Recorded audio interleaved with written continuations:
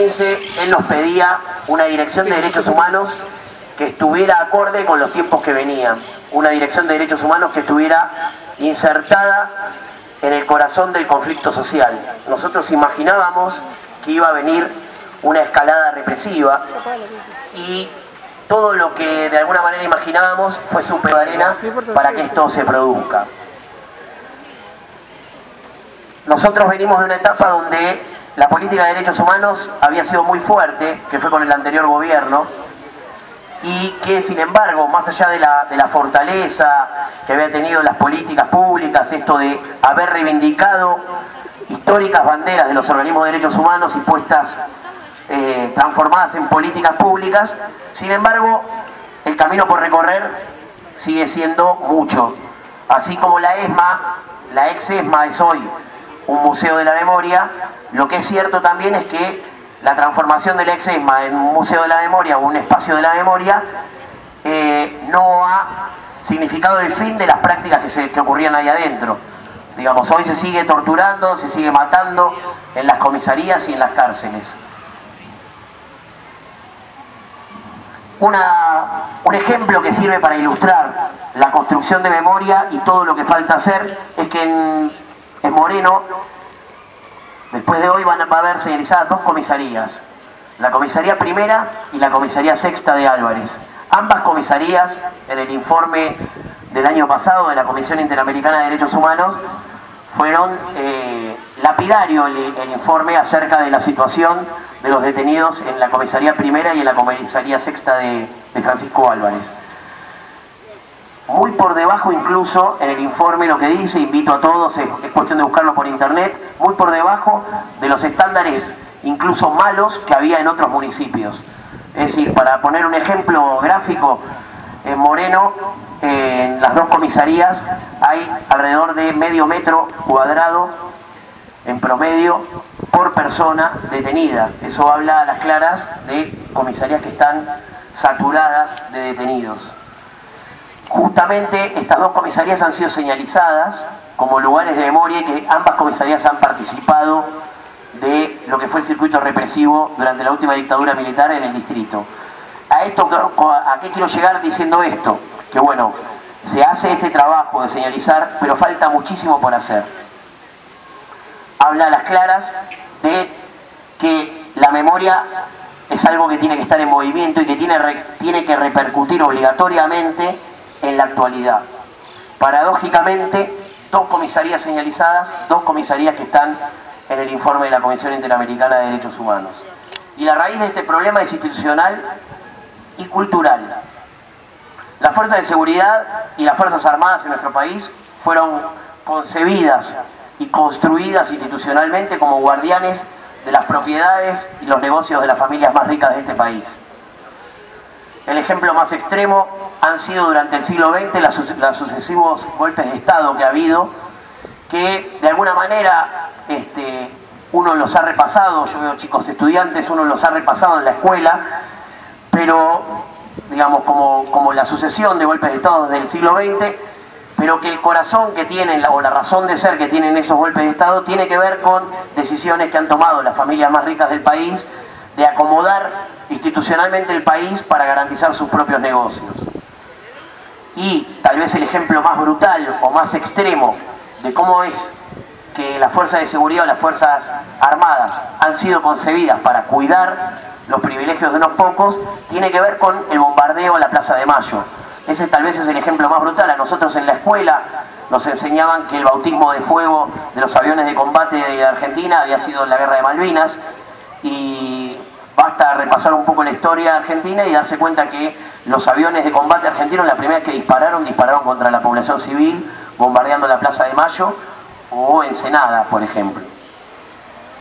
Esa cultura represiva ha dado claras muestras de su ineficacia, porque, digamos, no se ha podido establecer el orden que querían esas 100 o 1000 familias más ricas del país.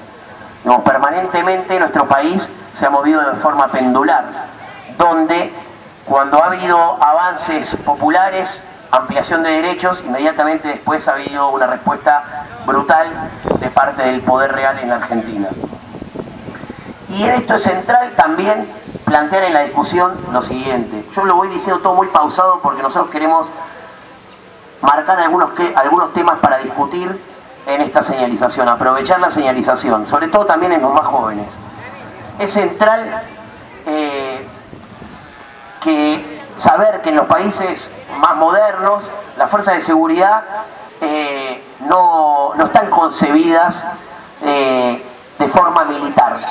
Nosotros, a ver, para tratar de decirlo más claro, las fuerzas de seguridad deben estar concebidas y el personal policial debe estar concebido como trabajador, como cualquier otra categoría profesional, porque así como están, carecen de derechos laborales como la sindicalización o las paritarias, y están sometidos a un régimen disciplinario arbitrario y autoritario con el argumento de la necesidad de una estructura militarizada, cuando se trata de un servicio de naturaleza civil, la seguridad, y de primera necesidad, puesto que ningún Estado en el mundo puede prescindir de tener fuerzas de seguridad. Sí, fuerzas armadas, pero no hay Estado en el mundo que no tenga fuerzas de seguridad.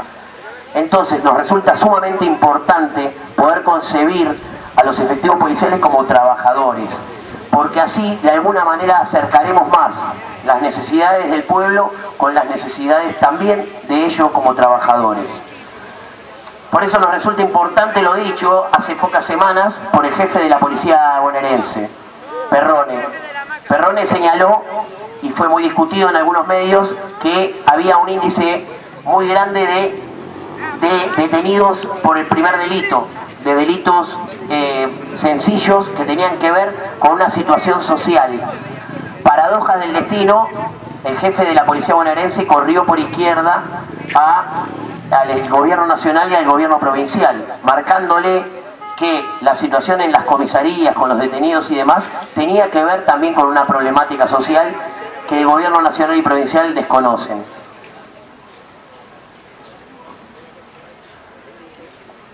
Es válido esto que yo decía, lo que dijo el jefe de la bonaerense, porque le implanta un matiz que no es un detalle menor a lo que se viene diciendo desde los medios de comunicación y desde las máximas autoridades del país y de la nación. Cada vez que en nuestro país las Fuerzas Armadas o las Fuerzas de Seguridad fueron lanzadas contra el pueblo, con el argumento de defender la patria o valores cristianos o el argumento que se utilice en el momento, el resultado ha sido malo para todos. Y el resultado además ha sido un tendal de muertos, como por ejemplo en la última dictadura militar, la estatización de la deuda privada de unos cuantos empresarios, hacer que la paguemos todos, y la extranjerización de nuestra economía. Es decir, el discurso de protección de la patria con el cual se ha lanzado la fuerza de seguridad o las Fuerzas Armadas durante la última dictadura a cazar argentinos y argentinas, digamos, no tenía sustento, porque en los resultados está que la economía argentina terminó siendo extranjerizada después de la última dictadura. Nosotros estamos viviendo ahora un contexto parecido. Tenemos un pasado que no queremos volver a repetir, pero que se parece demasiado a este presente. En el programa económico, en los acuerdos vergonzosos con organismos multilaterales de crédito, que son como el FMI, que nos han dado la dictadura militar. Había un consenso construido en la democracia por todas las fuerzas políticas de la democracia que tenía que ver con no hacer partícipe de la seguridad interior a las Fuerzas Armadas. Por naturaleza, por ley, tienen que estar para protegernos de una invasión extranjera. No tienen que estar para la seguridad interior del país. En este contexto desfavorable de políticas de derechos humanos, donde hoy, por ejemplo, sabemos del despido de 5 trabajadores de la Secretaría de Derechos Humanos de la provincia, de la línea 144, que va ni más ni menos que atiende la problemática de la violencia de género, o el anuncio hace pocos días también de despidos en el Instituto Nacional de Asuntos Indígenas, de trabajadores de ahí, que lo que está demostrando a las claras es un vaciamiento de políticas públicas en materia de derechos humanos. El resultado de eso nunca puede ser bueno. Hasta hace poco las políticas públicas podían ser suficientes o no, pero abordaban la problemática, por ejemplo, de los pueblos originarios desde una problemática y desde una resolución política, hoy está reducido por el gobierno nacional a un problema de seguridad. En este contexto, decíamos, la Dirección de Derechos Humanos de Moreno ha intentado insertarse en el conflicto social. Y en eso también hemos ido construyendo una relación institucional con las autoridades policiales del distrito. Esa relación es una relación diaria que a nosotros nos ha permitido, por ejemplo, salvar vidas, por ejemplo, recurrir en cualquier horario, en cualquier día de la semana a las autoridades policiales para que vayan a rescatar a una persona que estaba siendo víctima de violencia de género, para ponernos a disposición y articular con personas que han sufrido violaciones a sus derechos humanos detenidos en las comisarías, y también nos ha permitido trabajar esta Dirección de Derechos Humanos en situaciones muy conflictivas como pueden ser los desalojos a las tomas de tierras. Los desalojos ordenados por la justicia a tomas de tierras implican un momento de máxima tensión, y el trabajo que venimos haciendo junto con la ex Secretaría de Seguridad, hoy Secretaría de Prevención Comunitaria, y con las autoridades policiales del distrito, es un trabajo permanente de poder estar en esas situaciones conflictivas y resolverlas de una manera política y sin represión. El punto más grande o más fuerte de esta situación es que nosotros en los distintos desalojos que ha habido, hemos visto, nosotros como funcionarios municipales, a la policía misma, a los jefes, bajar una línea que poco tiene que ver con este contexto nacional y provincial que decíamos, una línea donde hemos visto a autoridades policiales decirle a los efectivos que lo que se iba a desalojar no eran delincuentes, sino familias con necesidades. Es poder ver esa problemática y abordarla de diferente manera. Nosotros hemos tenido incluso mesas de trabajo con la autoridad departamental y la autoridad distrital de la Policía Bonaerense, donde hemos abordado temáticas incluso como la diversidad sexual. Eso es un trabajo que es permanente y que a nosotros nos obliga permanentemente con ellos a tener discusión de trabajo, discusión de diferentes miradas y enfoques. No es un trabajo fácil y es un trabajo que de a poco nosotros vamos fortaleciendo. En ese contexto es importante remarcar esto, porque no es común que las direcciones de derechos humanos de los municipios tengan una relación directa con las autoridades policiales de sus distritos. Nosotros sabemos que hay cosas en las cuales nosotros podemos articular con la policía y hay cosas en las que, como Dirección de Derechos Humanos, estamos obligados a interpelar, denunciar o ponernos del lado de enfrente.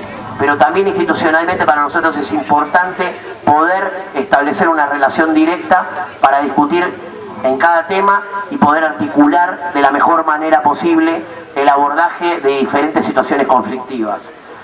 Hoy estamos haciendo un acto de memoria complejo porque lo estamos haciendo en una comisaría que sigue funcionando como comisaría y, como decía, digamos, no escapa a la realidad de las comisarías de la provincia de Buenos Aires y sobre todo el conurbano. Uno espera que todos de hoy nos vayamos un poco mejor. Estas señalizaciones sirven para construir memoria entre todos, pero también, sobre todo, para construir otro futuro, otro contexto. Si bien estamos en una situación complicada, hoy en esta misma comisaría hemos dejado dos marcas que tienen que ver con políticas públicas importantes, como tienen que ver la prevención de la violencia de género o el abordaje frente a la violencia de género y la construcción de memoria.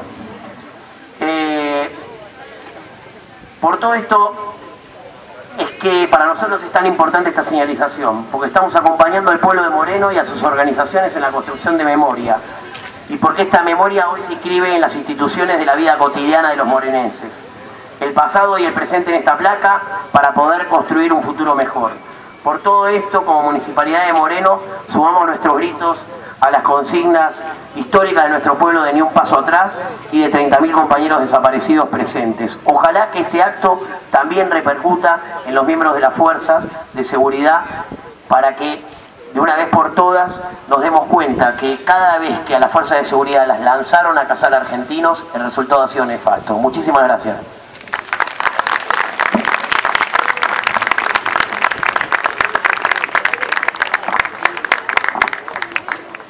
Bueno, a continuación invitamos a los representantes de Nación, provincia, el municipio, a los sobrevivientes y familiares a descubrir el